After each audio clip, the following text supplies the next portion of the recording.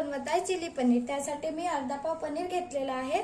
आता याला धुवून घेतलेला आहे। आता आपण याला बारीक याच्यामध्ये कापून घ्यायचं। चिली पनीर बनवण्यासाठी आपण साहित्य घेतलेलं आहे,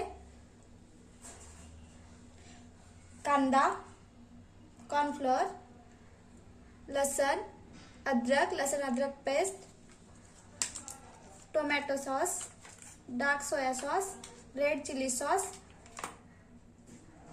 शेजवान चटणी आपल्याला पाहिजे टाकायची असेल तर टाकू शकतो, नाही टाकली तरी चालेल, ऑप्शनल आहे,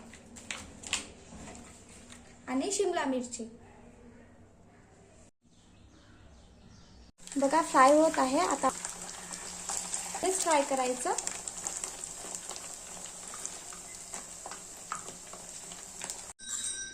बघा छान मिक्स करून घेत आहे।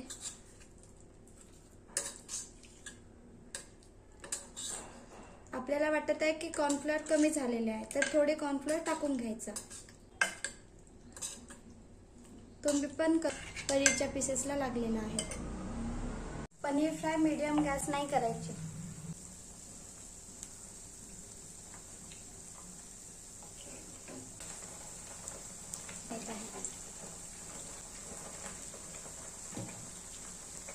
बघा छान चिली पनीर बनवून तयार आहे। तुम्हाला ग्रेव्ही वाले चिली पनीर पाहिजे, बनवून तयार आहे।